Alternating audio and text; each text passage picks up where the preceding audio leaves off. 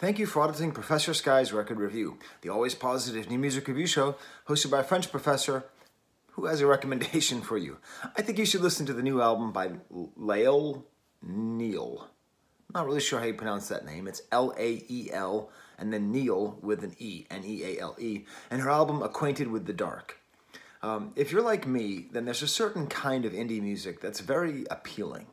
I call it indie, it's indie music, but I think of it as more like inside music, like music that's indie just because, it's not intended necessarily for a large audience, but mainly that like you feel like you're inside of the artist's brain, or at the very least, inside their apartment, inside their presumably disheveled room, Artists like Early Smog or, the Telephones, which I recently reviewed, or even Elliott Smith, that kind of like music where you just really feel connected to the person who's singing to you, and like the line between like indie music and outsider music is just a question of perspective, right? It's just the fact that a lot of these indie insider, like inside your brain music, just happen to be people who are recognized and who are trying to be recognized for their art. This album feels like it belongs in that category, but it also could theoretically be outsider music. I mean, if you played this music for me and said that this was some church organist in Kansas in the 90s who was making her own music, and it's surprisingly good and you have to have a listen, I would believe that as well. And I'm not trying to minimize it here. It's not, when I'm saying this, I'm not trying to say this in a patronizing way. It's a great album. It's really fun to listen to. But it has this very hard to pin down feeling, this very hard to categorize feeling, which is really good. I think the reason why, there's two basic reasons why it's like this. There's the production and there's the instrumentation. It's hard to even call it production. I mean, it's production which is so clearly made in defiance of modern production techniques. I believe it was recorded on a 4-track, okay? I actually, sadly, just threw away my old 4-track last month. It was completely broken. It only recorded on 2 tracks. But, if you've ever recorded on a 4-track, it's very different than a computer. It's a small analog machine, and you can't do as much as you would like to. And part of the result of this is that there's hiss everywhere. Legitimate hiss. Legitimate tape hiss is all over this album.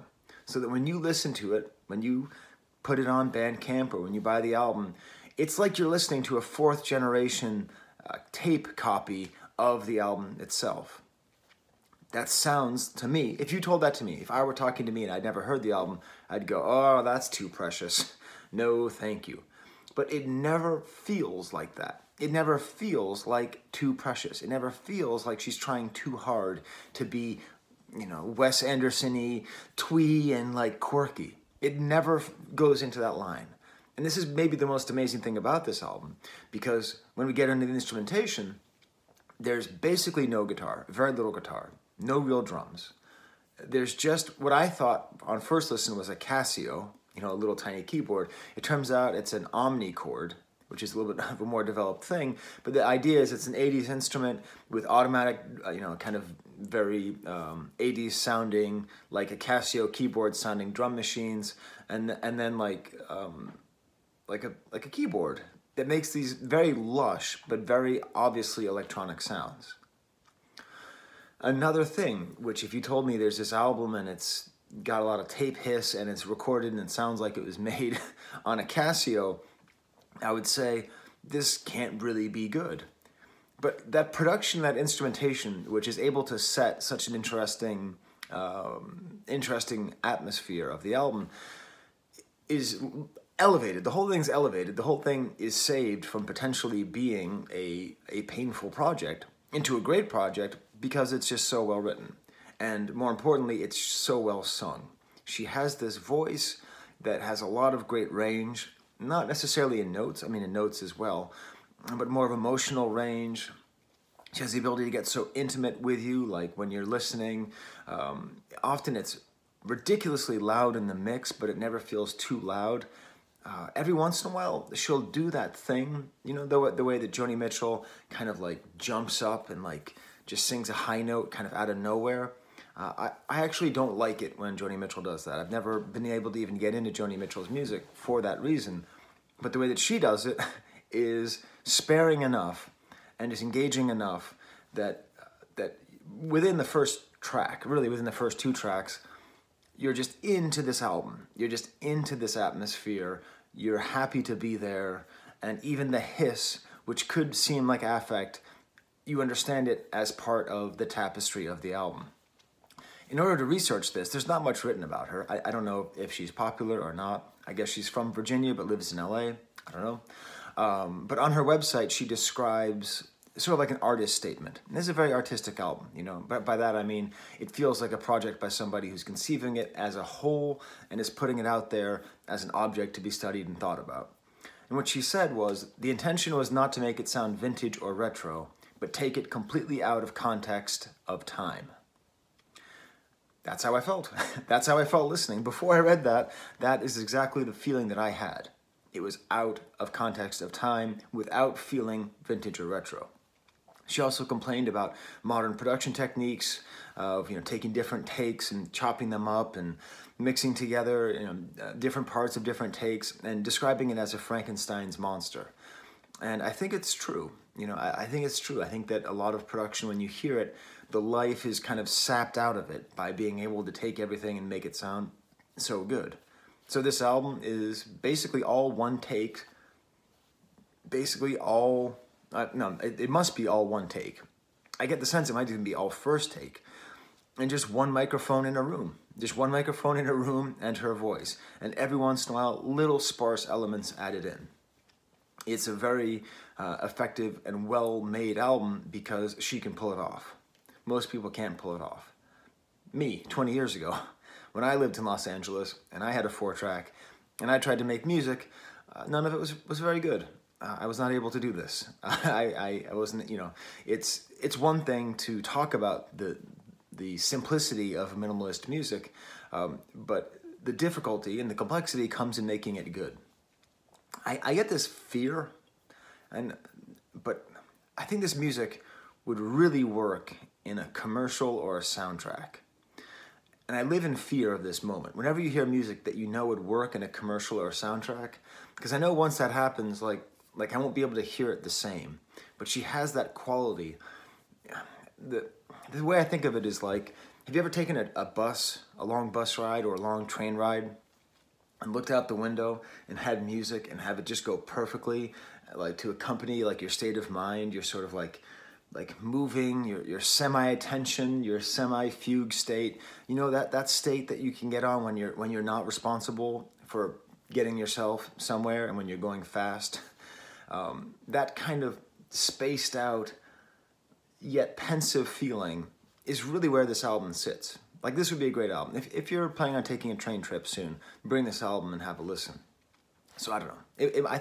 I could see it being used in a commercial, and that's great because I hope it does, because artists need to make money, and she's not going to make money on the 15 cents that she made from me streaming the album a few times. So, but it's interesting in that way, where even though it's indie and all that, it's also very approachable. It's not jarring and it's not agitating.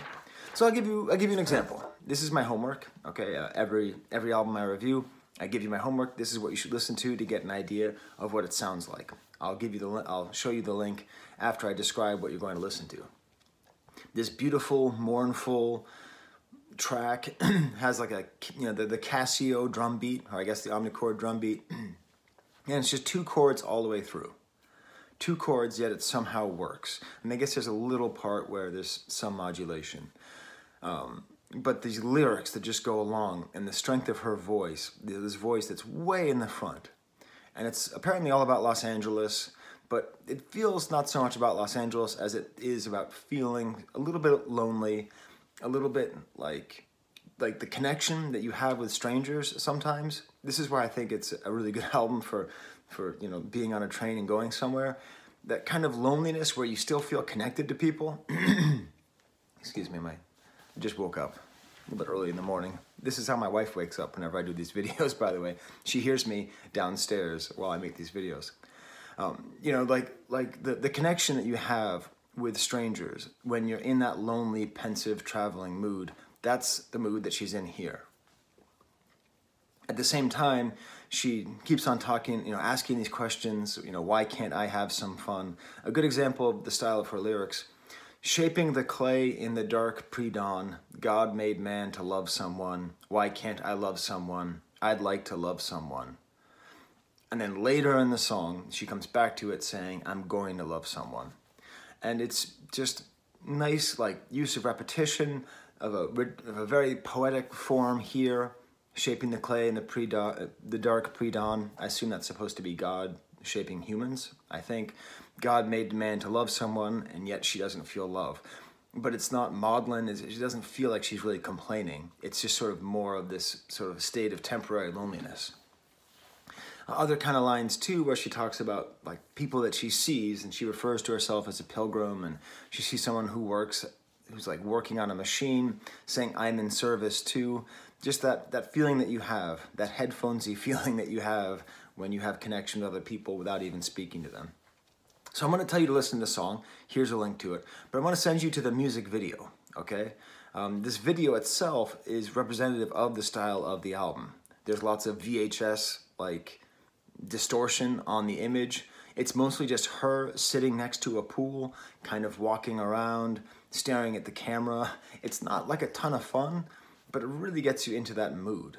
And you just see her kind of walking around, and she directed the video herself, and she shot a lot of it. You see her kind of image, which is sort of like a French New Wave ingenue or something, kind of like a 60s look. But again, it's not trying too hard. You see the same thing on the cover as well, kind of looking at you like that. A little bit blurry. Everything's blurry, hissy, a little bit distorted, but it all works. I'll go through the rest of the album fairly quickly. The album, it's all in this range. It's all in this range that is in that one song, which I didn't even say the title of that song, did I? Every Star Shivers in the Dark, which itself is an indication of the kind of poetry of this album. So the first track of the album is called Blue Vein, and this is the only really guitar-led song. Nice chords, very kind of interesting and unsettling lyrics. Kneel down to your mom, hold on to your dad's hands. Maybe they're dead, yet don't forget you were born with a blue vein, born to the song. There's a real mystical quality to some of her lyrics, kind of cosmic signs to these lyrics. And it's just a nice beginning. It's a little bit unsettled. It's a little bit weird though, because it's a guitar-led song and the rest of the album is not, but still it works nicely. Then we have the track I already discussed, Every Star Shivers in the Dark. And then the title track of the album, which I want to make sure, Acquainted with the Dark. Acquainted with the Dark. This is cool because it has kind of a 50s style arpeggiated chords on the Casio. So do do do do do do do do do, or on the omnichord. But what you really should listen to here is just how much louder her voice is than everything else. Just the beautiful tone in her voice and the sharpness. Next track is White Wings, which has more of an organ feel, kind of a doubled voice, a real questioning song. What will I do? Who will I be? The questions of youth. Does that Joni Mitchell thing a few times, and again, it's basically just two chords. How Far is the Grave? Another song. I mean, they're all in the same register.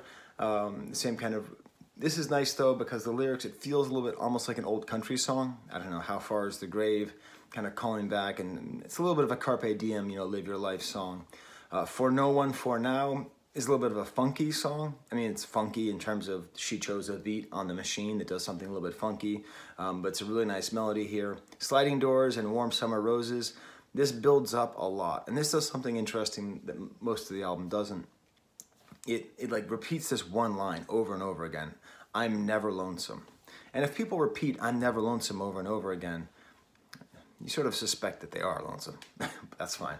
But there's this just fragile flute that just comes in and kind of breaks things up, and almost like a little solo, and it plays against her repeating, and it's nice having this additional instrument. Next track, Third Floor Window, almost old-fashioned singing, like 40s singing, kind of high and nasal, Beautiful lyrics here. Why do we say words but never know the meaning? Sadness is another word for feeling too much. Interesting, right? Yeah, that's pithy, but also meaningful. Let me live by the side of the road and be a friend to men. This kind of mystical, messianic side comes through on this part. This song feels like it could be a hymn, right? Let me live by the side of the road and be a friend to men in Jesus' name. That was regrettable. But you know what I mean? Like it has that feeling where it's sort of a humanist hymn, right? This was the song where I got the idea that if you played this for me and told me, oh yeah, you got to hear this. There was like this church organist in Indiana in the 90s, and she made all these songs, and they're fabulous. Like this is a song that made me think that would be possible. And what's sad is that people would let their guard down to enjoy this music more if it were presented to them like this, as opposed to just a good artist who made a good album.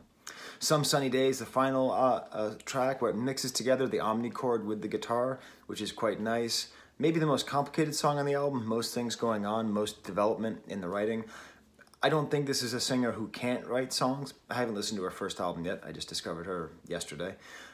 But I think this is really an intentional album, a really intentional piece of work that is made like this, where the simplicity is baked into it and helps to create that absent feeling. At the end of her artist statement there on her website, she asks the question, can I be both old and new?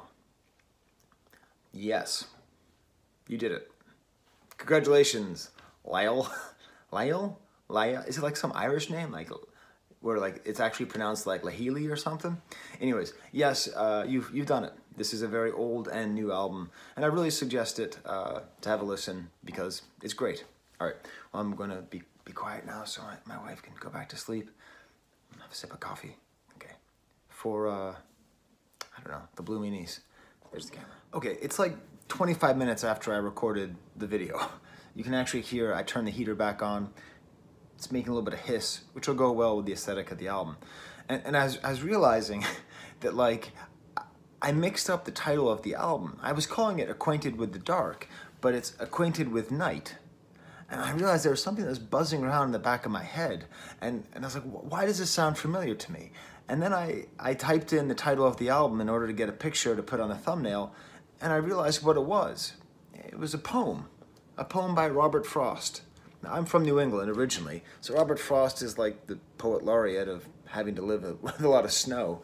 And I thought, why not actually read the poem that presumably inspired the title of this album, Acquainted with Night? I think it's an important thing. So I'm getting messages here on my phone. It's a complicated thing, recording in 2 different sessions. So I'm just gonna read you this poem, and I'm gonna tie it into the album a little bit. Acquainted with the Night by Robert Frost. I have been one acquainted with the night. I have walked out in rain and back in rain. I have outwalked the furthest city light. I have looked down the saddest city lane. I have passed the watchman on his beat and dropped my eyes unwilling to explain. I have stood still and stopped the sound of feet when far away an interrupted cry came over houses from another street, but not to call me back or say goodbye. And further still, at an unearthly height, one luminary clock against the sky proclaimed the time was neither wrong nor right. I have been one acquainted with the night. Beautiful poem, look it up. All these poems are for free, by the way, through the poetryfoundation.org. You can check those out. It's a beautiful poem, and I think it does match the tone of the album quite well. Especially this idea, I've outwalked the furthest city light. That this album very much feels like it's a woman living presumably alone, presumably in her disheveled bedroom, making music and walking around the city and getting inspiration, the sort of inspiration of strangers and that mystical connection that you have with people you don't know. She's living in her own head while at the same time trying to make sense of the world for other people. And this feeling of being acquainted with the night. There's something there. There's something there between this poem and this album. So there you go. I look down the saddest city lane, past the watchman on his beat. You know, past the watchman, that's very similar to that song that I quoted, Every Star Shivers in the Dark. You know, that it's very much this sort of, this connection that you have with other people, and the kind of eerie feeling, the sort of lonely, empty, sparse feeling. It's in the poem and it's in the album. Okay, I now have to edit. Thank you, Lael Neale. I hate editing. I try not to edit. I just do everything one take, put it like the album did. But I have to add this in because I just figured it out. Okay, I'm gonna put this a little closer to the hiss.